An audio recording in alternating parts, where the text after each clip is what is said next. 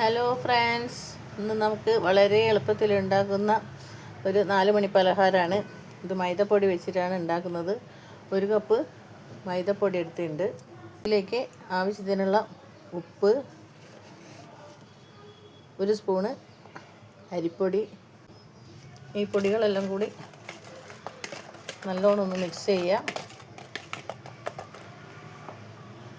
നമ്മൾ പൊടി എടുത്ത പാത്രത്തിൻ്റെ അതേ അളവിലാണ് തൈര് എടുക്കുന്നത്. അതിലൊരു 1/4 പാത്രം തൈര് എടുത്തിട്ട് അതിലേക്ക് ബാക്കി വെള്ളവും കൂടി മിക്സ് ചെയ്തിട്ട് നമുക്കിത് കുഴച്ചെടുക്കാം. ഒരു കോഴിമുട്ട പൊട്ടിച്ച് വയ്ക്കാം. ഇനി നമുക്ക് ഇത് ഒന്ന് കുഴച്ചെടുക്കാം. ഇതിലേക്ക് ചേർക്കുന്നത് തൈരാണ്.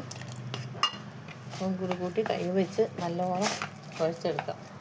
മാവൊക്കെ നല്ലോണം കുഴച്ച് വെച്ചിട്ടുണ്ട്.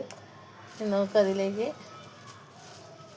ഒരു 1/2 സ്പൂണ് ചെറിയ ജീരകം, പിന്നെ 1 സവോള ചെറുതാക്കി മുറിച്ചത്, 1 കഷ്ണം ഇഞ്ചി, 1 കഷ്ണം പച്ചമുളക്, കറിവേപ്പിൻ്റെ ഇല, കുറച്ച് മല്ലിച്ചപ്പ്, ഇതെല്ലാം കൂടി ഇട്ട് നല്ലോണം മിക്സാക്കി ഒരു 10 മിനിറ്റ് റെസ്റ്റ് ചെയ്യാൻ വെക്കാം.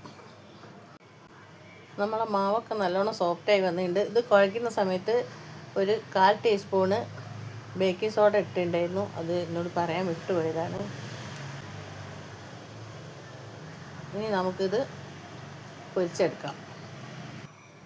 ഒരു പാൻ അടുപ്പത്ത് വെച്ച് അതിലേക്ക് വെളിച്ചെണ്ണ വെച്ചിട്ടുണ്ട്.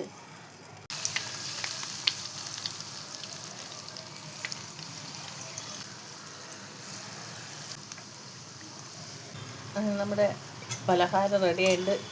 ഇത് പെട്ടെന്ന് തന്നെ ഉണ്ടാക്കിയെടുക്കാൻ പറ്റും.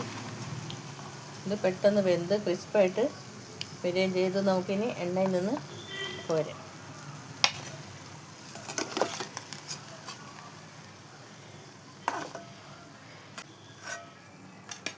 ഇനി നമുക്ക് ബാക്കിയും കൂടി ചുട്ടെടുക്കാം. അങ്ങനെ നമ്മുടെ ടേസ്റ്റി ആയിട്ടുള്ള 4 മണി പലഹാരം റെഡിയായി. ഇത് എല്ലാവരും ഒന്ന് ട്രൈ ചെയ്ത് നോക്ക്. എളുപ്പം ഉണ്ടാക്കാൻ കഴിയും. ഇത് കട്ടൻ ചായൻ്റെ കൂടെയും കട്ടൻ കാപ്പീൻ്റെ കൂടെയൊക്കെ നല്ല ടേസ്റ്റാണ് കഴിക്കാൻ. ഇഷ്ടപ്പെട്ടാൽ ലൈക്ക് ചെയ്യണം, ഷെയർ ചെയ്യണം, സബ്സ്ക്രൈബ് ചെയ്യണം. Thank you.